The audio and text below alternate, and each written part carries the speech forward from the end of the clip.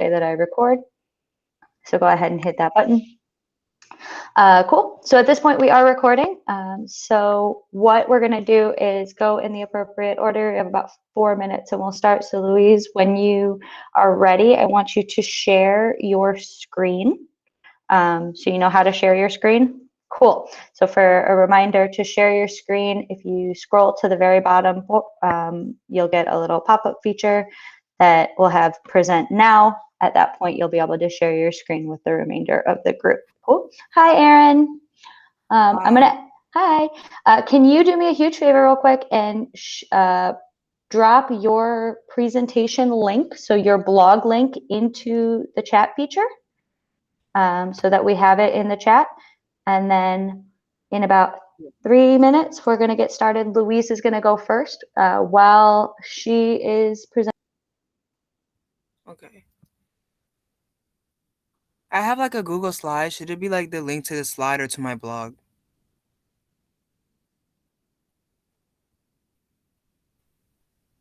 I think your mic is on mute. Sarah, you're muted. Thank you. So you're going to post it to your blog, or post the link to your blog, not just to the slide. So post it to the blog itself. Okay. Cool. And while you're not talking, go ahead and put yourself on mute. Cool? Yeah. Awesome. Cool. Are we just about ready? Any final questions before we go ahead and get started?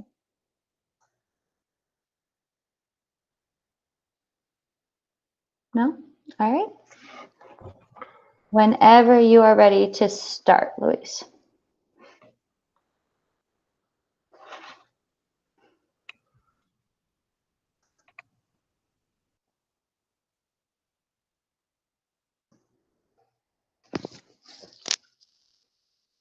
I think you're muted. Yes, I am. I'm very much muted. I'm going to present, and oh God.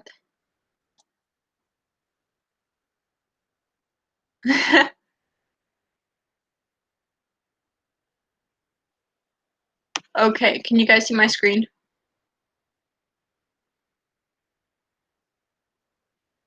I can see it, yeah.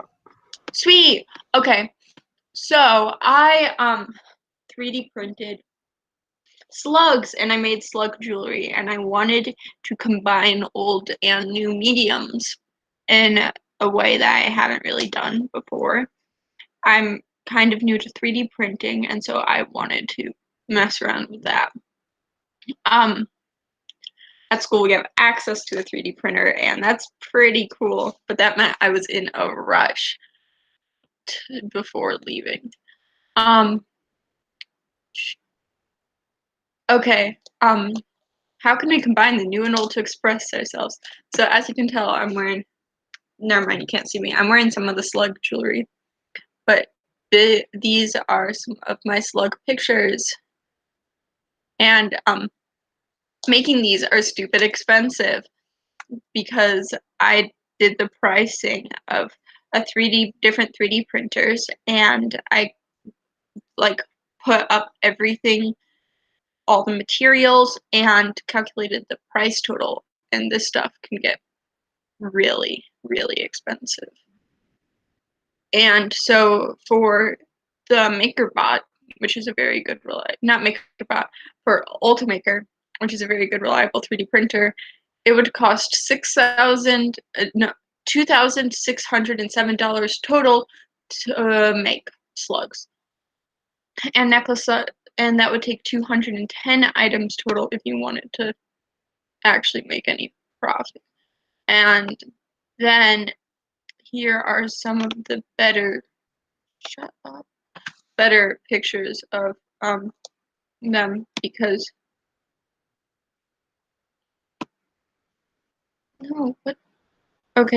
because yeah, Blogger isn't very good with that.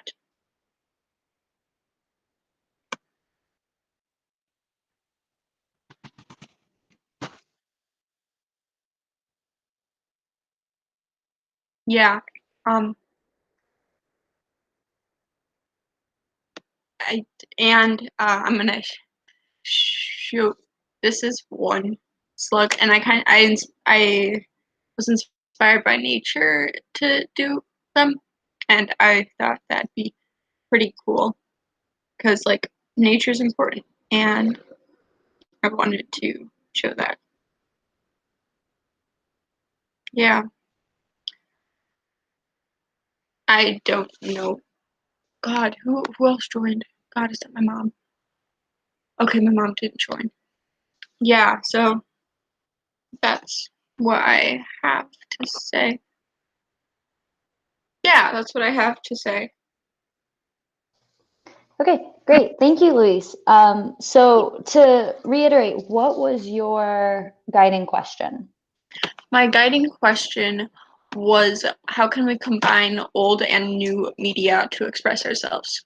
Okay, and And what was so- your old media? My old media was acrylics. Okay, so your acrylic paints that you use to decorate the Yeah, slug? yeah. So I used an old media to decorate a new media. Okay, cool. And so how do you think that using the acrylics and the 3D printed slugs helped you express your creativity? What did the slugs themselves mean for your expression of creativity? And slugs are pretty ugly. They aren't actually ugly, but a lot of times they are kind of ugly, and so I wanted to make something pretty out of an ugly thing. Okay. And Yeah. do you feel like you achieved that? Yeah, I'd say. I mean, I think I put sparkles on them, so I think they're pretty in that way. Okay, cool. And so your evidence for combining the old and the new media is the slugs that you've actually created. How many were you Yeah. able to create? 3 sets. Okay, fabulous. So Awesome. 8 slugs. 8 slugs. Awesome. Fabulous. Does anybody else have any questions? I like how you took something that you like doing, which is making slugs, and also got Yeah. into like how, let's say, the pricing of like what makes them. You Yeah, did it's some not very even deeper accessible. investigation for that. Yeah, I didn't have much time preparing for the presentation because I spent a lot of time doing research and painting and assembling. Yeah. How much time did you I think it's really spend cool. researching? Oh, sorry, Jimena. How much time did you spend researching the different types of materials and the different types of 3D printers, and how efficient would you say like our programs are comparatively to some of the other ones that you found online? We have a pretty good 3D printer. We actually have quite a few, but the 3D printer Ollie is very good. And It's pretty cool. but very expensive. Yeah, so I was like, okay, what's a price point that maybe I can afford? Like, what can I save up for? Because I'm not dropping $2,000 on a 3D printer. And so I had to do a lot of research for that for good, cheap 3D printers. Or like, Question, did you include the $180 printer that Aaron brought up to us? No. I included another 3D printer. I found a bunch of different cheap 3D printers, but I did not include them in there because this one seemed to be on the better side of cheap 3D printers and required less assembly because a lot of them you had to make everything yourself. Basically, it was like a ton of assembly, and this one it came with the complicated parts pre-done. Yeah. Cool. Yeah. One second. Come on.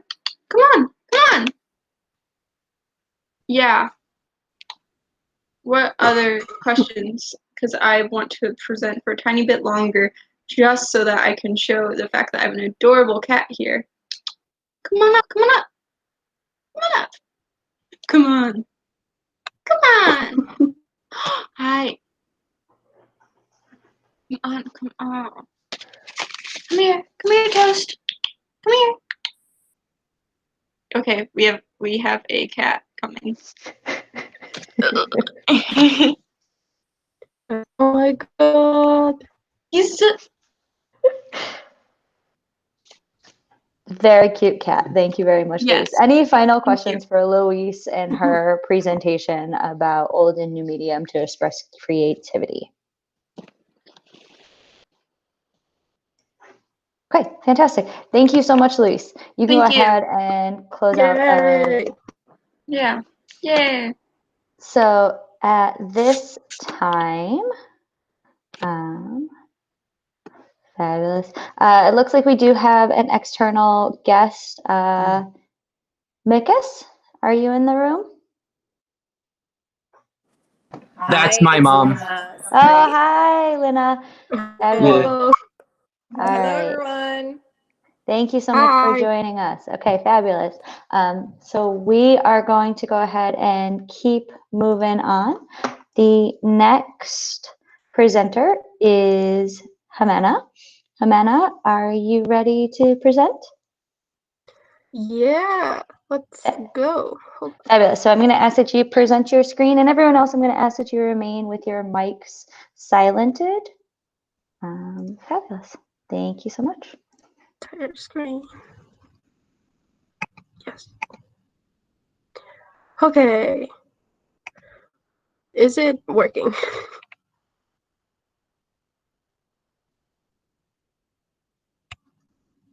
Yeah. Cool. Okay, we'll move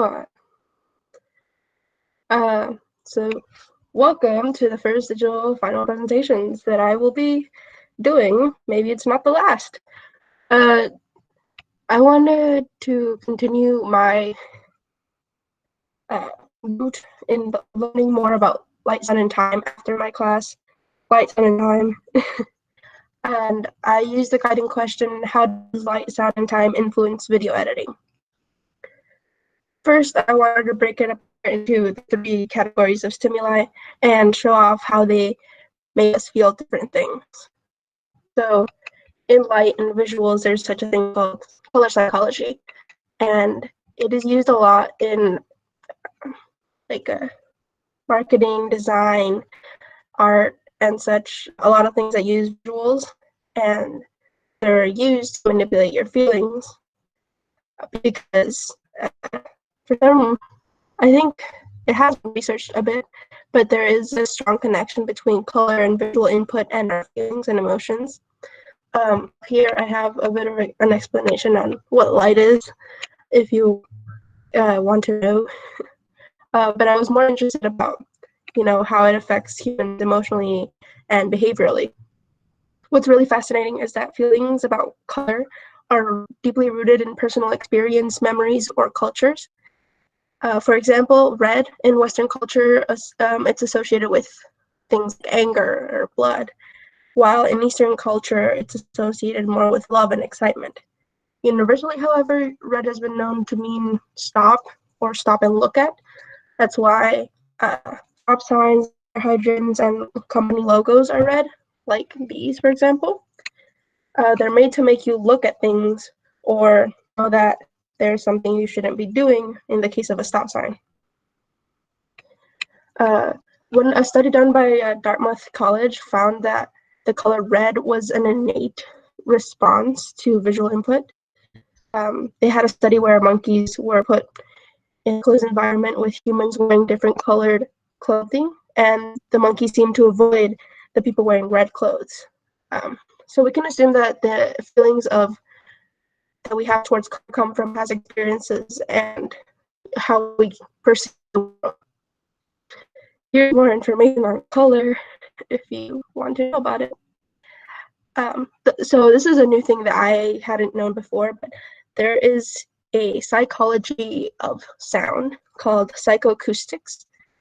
And I explain again what sound is and move on to what psychoacoustics are.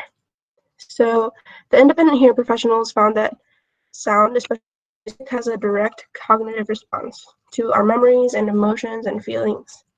This is why sound therapy works on people with dementia or people who are experiencing a lot of stress or mental health issues because it resonates with something inside of your brain. It can also affect you besides psychologically.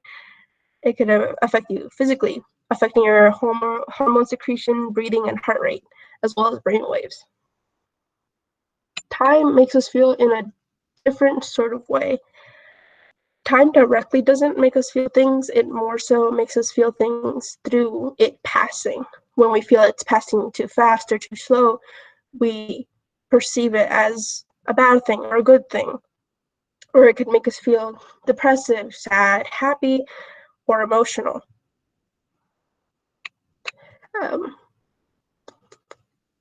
Yes. So the next question I asked was, what happens when they're together? One of the best examples I've found of the blending of light, sound, and time was video editing in movies. I took inspiration from a YouTuber called Editing is Everything. And as their name implies, they edit everything to make it, to manipulate it into different contexts. For example, somebody can watch this on their own time because it's a very long video, but edit Shrek into 4 different movie trailers, like horror, thrillers, romance, buddy comedy, and it's all using the same clips from the movie that would be used in the normal trailer, but under different uses of the sound, the lights, and the timing, which is what I find really fascinating about editing. I go into a deeper analysis here about what the visuals do to the human psyche, like the desaturation of color or making it look darker, and the association with the color black with the darkness and the unknown, and is used to instill fear. And how music also does that with things like sound effects and auditory jump scares, where a very loud sound is played to create a feeling of uneasiness and terror, as well as how music makes the mood of a movie different, or even the lack of music creates a certain context that would make it scarier, perhaps. And timing just goes hand in hand in video editing with the visuals and the auditory responses of the video, because, you know, if you say a joke at the wrong time, it won't land very well. If you don't play the right music during a very emotional scene, it might not have as much of an impact. So the timing of your sound along with your visuals is very important when you're trying to make people feel things. Now, I tried to do this by using a very safe, very happy-go-lucky movie of the Tinkerbell series and edit it into a horror movie trailer. I am not sure how to play this through the digital medium, but if you want to check it out, it's on my blog. And I explain how I did it, desaturation and editing of the visuals, clipping of the sounds, manipulating them to seem like different things, and of course timing.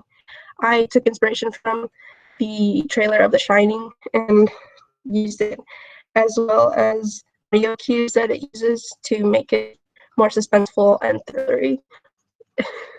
Now, yeah, that was a lot of work, having to watch the movie a few times.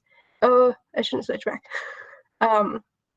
And take out really small snips of visuals and audio that could create something scary, because it's a Tinkerbell movie. It's not scary on its own. So there was a lot of stuff I had to do to make it seem scary. Yep.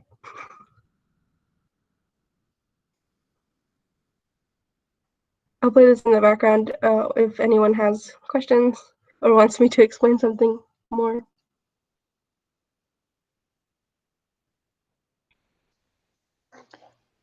Jimena, can you post the direct link to your YouTube edit into the chat box? And then once it's there, if everyone can take just a second to go and watch it, it looks like it's about 2 minutes long. So yes, if everybody can take 2 minutes and watch it and then come back to the page, make sure that you are muted in the time that we're away, okay?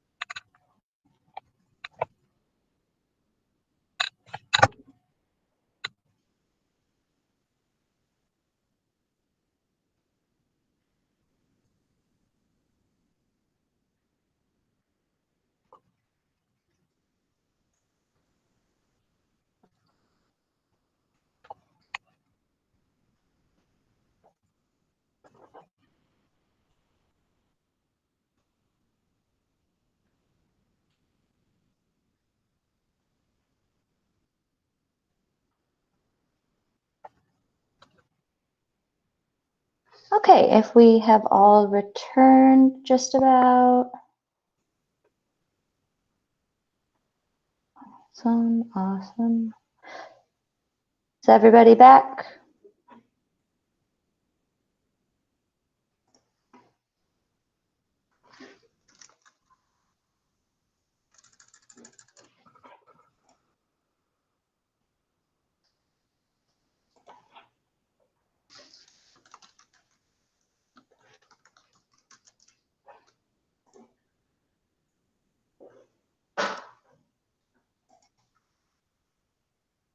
Okay, fabulous. So, Jimena, can you reiterate your guiding question? And then my question, my follow-up question is, when you were doing the video editing, were you specifically like augmenting the color saturation and kind of the order of the scenes in the clip, or did you do something more substantial? Well, the guiding question is, how does light, sound, and time influence and change editing? Like, how does changing those three things change through video editing, the mood of the film or clip? And yeah, what I did was basically, one of the big things about editing is taking things out of context. So I went through the whole movie and only chose clips that I thought would fit the narrative I wanted to say. Edit the saturation and the color balance of the film as well, and take some of the audio, and I also added some sound effects, like added thunder or crying and screams and stuff. And I also added a fairly anxiety-inducing score underneath the thing. So bits of text. I think that's a great representation. I think that the editing of the clip really like brought your argument to fruition, to light for me. Any other questions that we have specifically for Jimena and their presentation? Yeah, can you make this a movie? Oh no, that took so long to do. I was planning on doing a few different iterations, like making like a romance or a buddy film. Oh, that took way too long. I will not do a whole film. Okay. I'm so sorry. A bit disappointed, but I understand. Any other questions or comments about the process, the evidence, the idea, the topic, anything at all?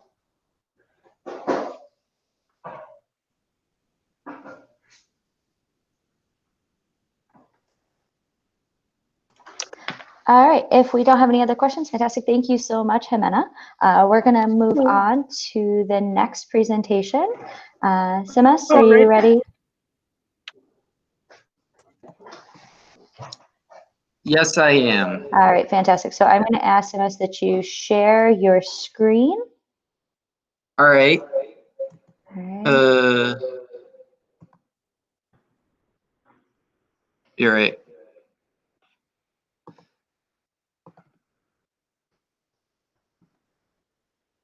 Okay. Is it working? Yep. Fantastic. All right. So this final presentation is dedicated towards light, sound, and time, and what I first want to do is exercise your mind and have you look at the questionnaire on my blog. For the sake of time, I won't be having you guys filling out the questions there, but I'll give you guys the opportunity to come back and fill it out. The link is in the messages. Yeah, for now, just think about your answers and remember that there are no wrong ones. So for the first question, there's much we don't know about our universe, especially its beginning. There could have been more than one beginning that took place before ours. One study suggests that our universe was actually built upon the destruction of another. But what if it always existed? Then there would be no reason to wonder what the beginning was like. Or I would like to know your thoughts on whether you think there was a time before the birth of our universe, or if it has always existed and why. Again, no wrong answers. Then in the STEAM class, Light, Sound, and Time, we went over how these three things contributed to the world around us. If one of these things was removed from our universe, personally, which one would be easiest for you to live without, and why? And finally, instead of getting rid of just one of these three things, what do you think the universe would be like without light, sound, and time? Could there be a universe without any of these, and why? So I'll just have you guys look at this for a little bit. Let me know when you're ready to move on.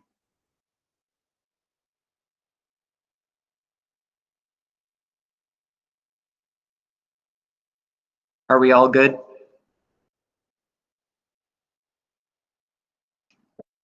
No, I'm still filling it on, but go ahead. All right. So the point of this project is to have you picture an alternate universe without light, sound, or time. Our universe is built upon these three things and could not exist without them. However, anything is possible. Think about the things you see, hear, and experience every day. Those are the results of light, sound, and time. Without light, the stars couldn't shine. Without sound, there would be no music to enjoy. And without time, nothing could continue to progress and evolve. The main lesson I challenged you with in this activity was that missing properties can have a great impact on the universe we live in. You might not notice how important light, sound, and time are until you ponder the thought of living without one of them. So, as we exercise social distancing and find ourselves with more time to think, read, and wonder, take the time to remember the importance of these properties and how they impact our lives. Continue thinking of things in your daily lives that have ties to light, sound, and time. This could lead to more answers to the mysteries of the universe, and that's all I have to say. Oh, right. Sorry, I forgot to scroll down, but here it is.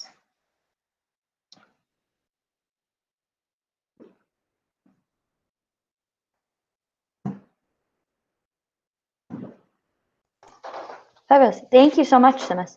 Can you reiterate for us again what your guiding question was? It is, my guiding question was you're right, I'll stop presenting right now. But my guiding question was, was there a time before our universe, or was it always there? And that's kind of like a starting point for this project on what I would do, which kind of explains the first question standing out from the other two. But like, if there was like maybe another universe before ours, it had to have at least something in time, because, you know, without time, nothing could really progress. And, you know, then, yeah. Cool. Awesome. Does anyone else have any questions for Simas at this point? Yes. What are the answers to your own three questions? There are no answers. It's I mean, you guys, the link to my blog is on here. Yeah, but like, what are your answers? What do you think about the question? What I think about the questions are that for the first one, I do believe that there was a time before our universe, except that nothing really was there at the time. It that kind of brings into a bit of a religious point of view, but like, because I do believe in this kind of stuff, but you know. So moving on, the second question, which was, sorry, I am forgetting already. It's yeah, I would choose sound to live without, because then we could still see color and still move as well. And sorry, yeah, experience life. With sound, it might be difficult to kind of it might feel weird in general just to walk around without being able to hear anything. But it's better to see to me.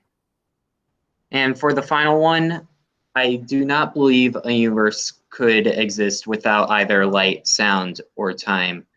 Like, it's like taking away all the senses of the human body, away. But like for the universe, just kind of leaving a void there, Interesting. So, Miss, do you think that part of the reason that you believe sound might be the easier thing to remove is because, have you seen the film A Quiet Place? I have not, no. Okay. Never mind then. Say, is it because there's a representation in culture of what a world might exist like without sound? But if you haven't seen the film, it doesn't matter. You know what? That does make sense though. Like, taking a vow of silence would be much easier in that universe, I believe. It's very possible.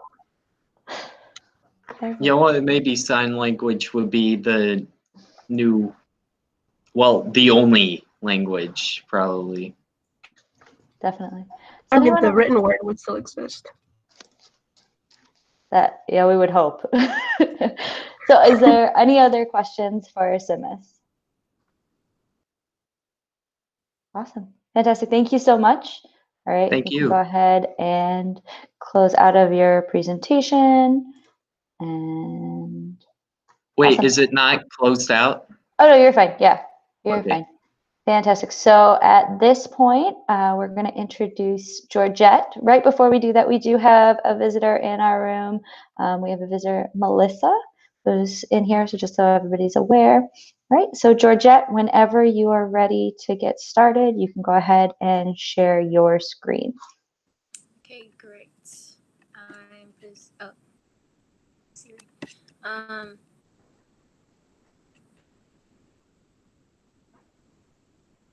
Okay. It's loading. Do you see my screen? Yes. Perfect. Okay. So for this final presentations, I wanted to expand on my second action project for my humanities course, A Nation's Argument.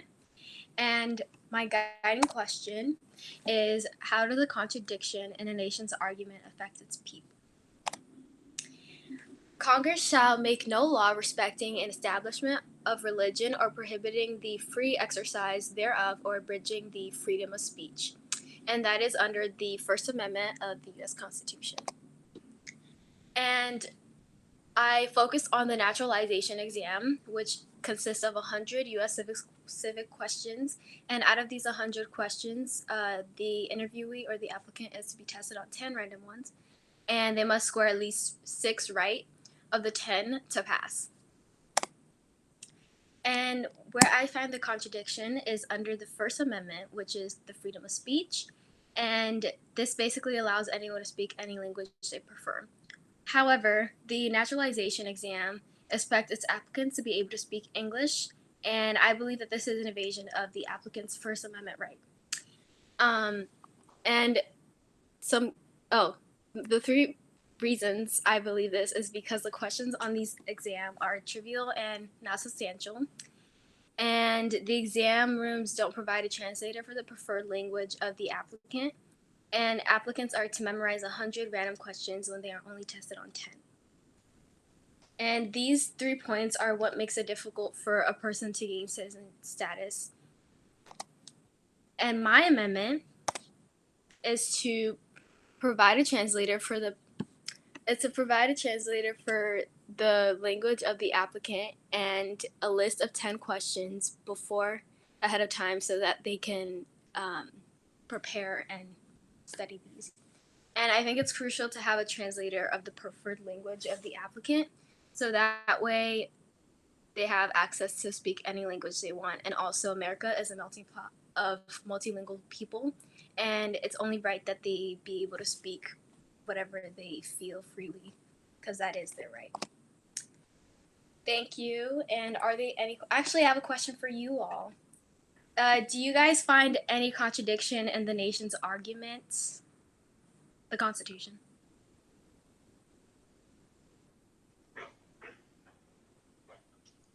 Do we find any other contradictions in the Constitution? I'll open it up. I mean, I can come up with 100, but what about our peers in the room? Do you guys see any contradictions in what you know thus far of the Constitution, if you haven't studied it in detail?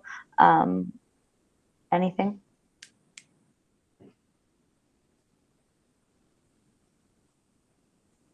Do you want to give an example, Sarah? Yeah, I think that your point is really valid. First and foremost, like I agree with the multilingualism component. I'm curious as to what the actual language of that right is. I don't recall what the language of the First Amendment is. If it clarifies the actual spoken language that you have the freedom of speech around, or if it's more about the content of the speech. I think that that's a constant and continuous argument that's being made about what about free speech is free. But I think there are a lot of other contradictions. I think the contradiction that I come to the most is the right to bear arms. And what does that mean? And what's the difference between being able to own a weapon and the right to hold it in and use it against another? Is that protected in that constitutional right, or is just simply the ability to own such a weapon the point that's protected? If you go down further, thinking about like amendments specifically with the rights to vote, before women were given the right, so before the suffrage movement, and before and after that, around the rights of Black Americans, of Latino peoples, Latino Americans, et cetera. Like there's a lot of additional challenges around that language as well. So I think there are a lot of contradictions. My question to you is, do you think that those contradictions are intentional vaguenesses as opposed to contradictions? Actually, yeah, because the Constitution is a very old document, and when it was first written, a lot of these freedoms that they have were meant for only white men, and well, it's been a lot of years after, and how it's perceived back then is perceived differently from now. So I think the contradictions were definitely intentional. Okay. So yeah, thank you pluralism. for Yeah. thank you for listening to my presentation. Yes, I'm done. Does anyone else have any questions for Georgette around her topic, her evidence, her guiding question? But can you reiterate your guiding question one more time, just so that we're all clear? Yeah. Does a contradiction in a nation's argument impact its people or affect its people?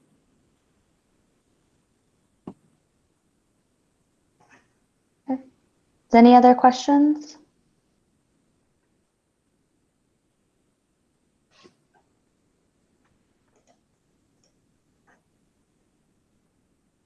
Okay, fabulous. Thank you so much, Georgette. Thank you. Awesome. Thank you all. Erin, we're going to go ahead and have Erin get ready to present now. So if you will please share your screen with the group. Fantastic.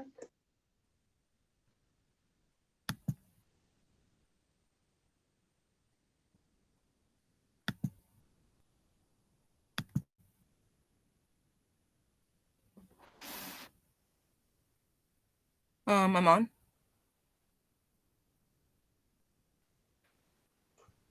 Yep, there you are. Okay. So I have mine posted on my blog here. So I chose mine to for my final presentation. I chose to represent my equality class. So mine is called Speaking Up and Speaking Out. My guiding question here is there a separate impact on whose voice is telling the same story? In the first unit of my equality class, we learned like about a variety of things all fitting to the category of history. These things all included the definition of what equality was, racism, gender, past history tied to people who made impacts on issues like George Washington or Booker T. Washington, people leaving like Marx. All these topics broke down into the crevices of the reality of how we all are like living our daily lives and being educated on topics we may be ignorant about or not as well known about of things that happened in the past. During this course, we were also asked the question, how do you retell history?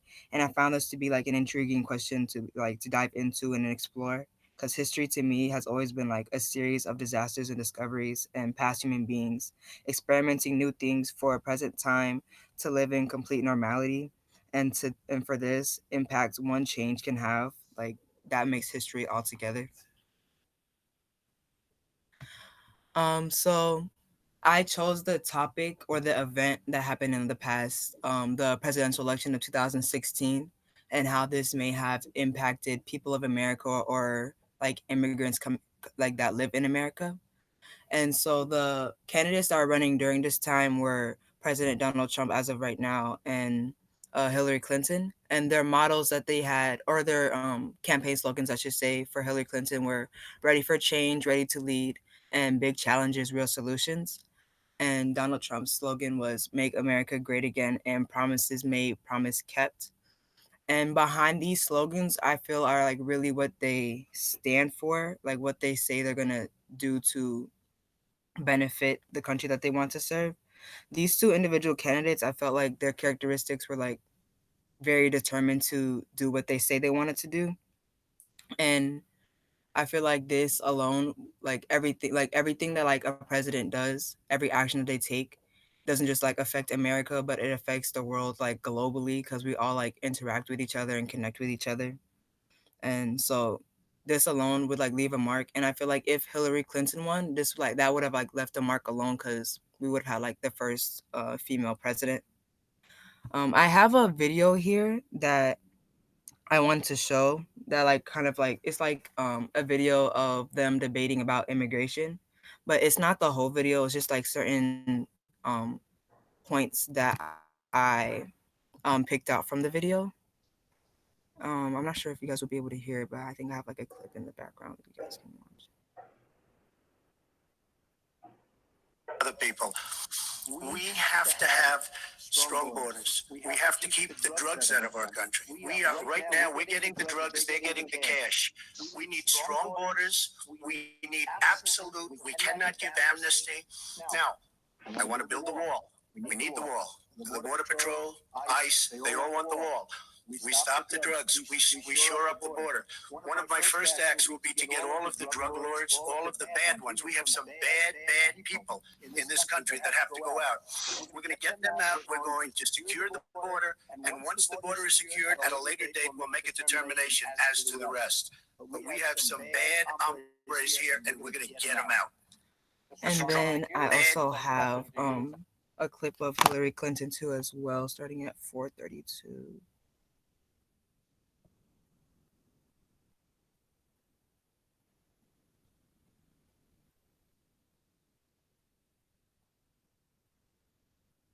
For that wall. So I think we are both a nation of immigrants and we are a nation of laws, and that we can act accordingly. And that's why I'm introducing comprehensive immigration reform within the first 100 days with a path to citizenship. Thank you, Secretary Clinton. I want to follow Chris, up. I think I should respond to that. Yeah. First of all, I had a very good meeting with. And then her response to that too as well at 2:58.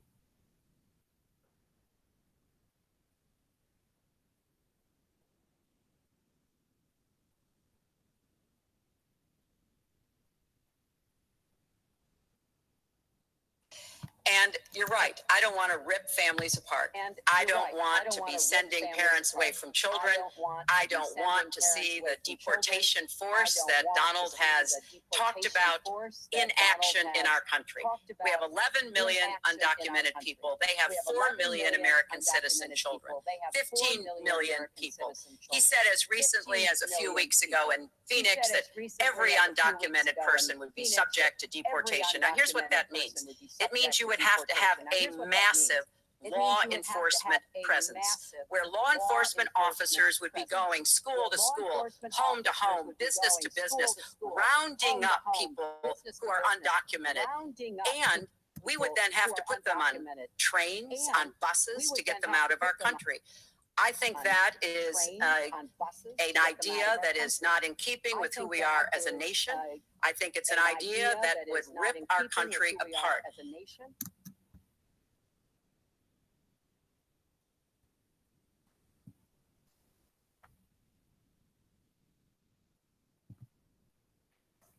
So a part of this, I kind of incorporated this from like an AP that we had. And so overall, just from like picking like a event that happened in the past, I also want to pick like a marginalized voice that people might not have seen as like heard, or them feeling like they might not have their voice as heard. So I interviewed a marginalized voice about this, and I asked a few questions, and I picked out a few of them that I thought would like make sense. And so the first question that I asked was, did the things these candidates promised make you feel some type of way, or did it not really have an effect on you? And their comment was, President Donald Trump's promise to build a wall had an effect, because when we build walls, people stay inside. And when we have open doors, it's a community of people who can come and go. I'm not saying everyone should be allowed in, but building a wall isn't going to solve anything. And then I also asked, what did you feel during or after the election?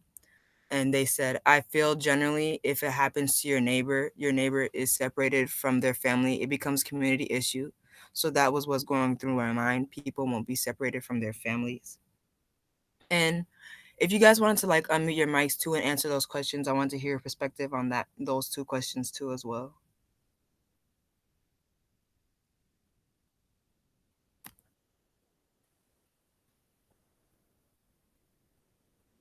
If you wanted to,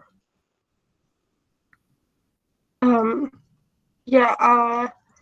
When his presidency was going on and he was making those promises, my family was really very scared. Because, it's something that would affect our entire community. Living in a very Hispanic neighborhood with people who maybe were undocumented, and it was just scary. Everyone in the community was really scared and worried, and it did bring us together, but in light of those events, and not the best way. Mm-hmm. Yeah.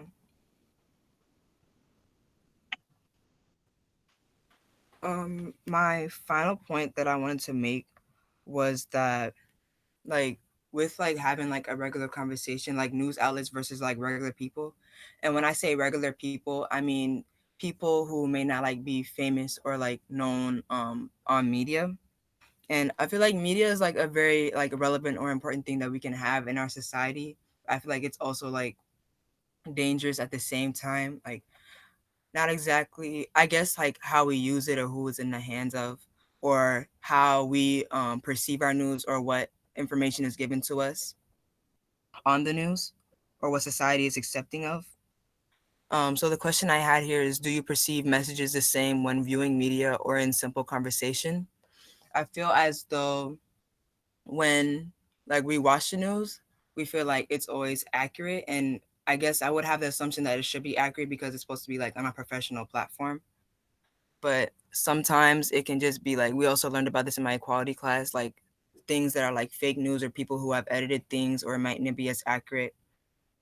And also wanting to like noticing that like things that I see on social media, like I've watched a video where there was a girl trying to get like her point across about like a racist comment that was made, and like people are like cheering her on, people in the comment section are cheering her on, so like she's known now, like she's aware. And I feel like awareness is like the key thing to like starting to like make a change.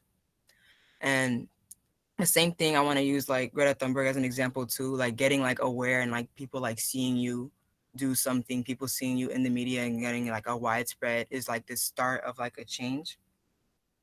And so instead of like having like a repetitive cycle of repeating things that we've already like done in the past that haven't gone well, or just like doing like the same actions or using like the same words that will lead us to like the same result, but like making like an actual change that can like result in like a new milestone in history for us to like move on as a community and as a whole. And that's my whole presentation.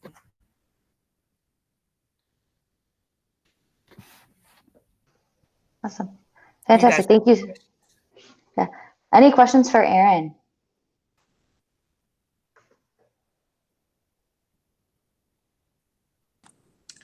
In your journalism class, are you taught to keep a very unbiased like point of view or perspective, or is it okay to have a little bit of opinion?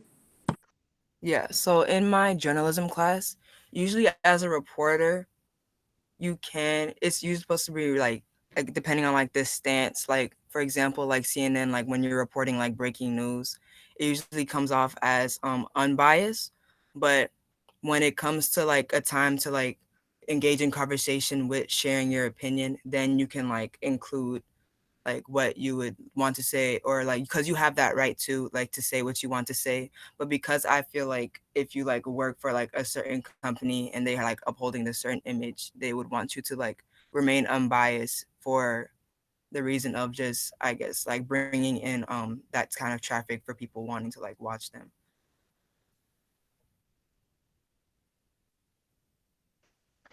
Do you think that we as a society, as a culture, need to be better about including marginalized voices in our news and giving a marginalized perspective to answer some of your questions about who is speaking and how that perspective then influences the information that's being disseminated? Yeah, I do feel like marginalized voices. I feel like we shouldn't even have like marginalized voices, because just like the image that America holds, because we're like a very diverse country, I feel like if we were to incorporate these voices into the media more, then I feel like everyone would have like a chance to be heard, and everyone's opinion would have light would be shed on it. But then it's also up to society to not um how they respond to like that person's opinion, and not really like going at it like like being respectful of each other's opinions or agreeing to disagreeing at times, and not really like being, I guess, strong-headed on my opinion is a fact. But if we just like keep the mindset of like, this is my opinion and I want my opinion to be respected, and I'll also respect your opinion, then there wouldn't be any issues. I think that actually dovetails really nicely into some of the things that Georgette was thinking of when you're examining what is permitted and what is a contradiction in the, you know, the freedom of speech line inside that Second Amendment. So something to kind of consider. Any other questions for Erin and her presentation?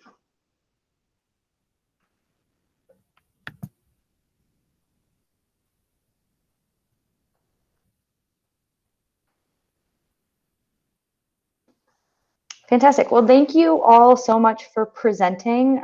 Each and every one of you, fabulous. I learned something new. I learned many new things today. So thank you for presenting. At this time, the final presentations for your group are completed.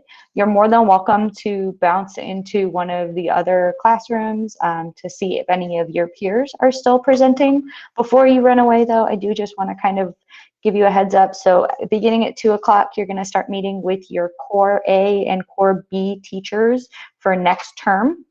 And they're going to talk a little bit about what to expect for spring term. And then your winter term survey has actually just been distributed or will be in the next couple of minutes. So do make sure that you complete that before the end of the day as well. Okay.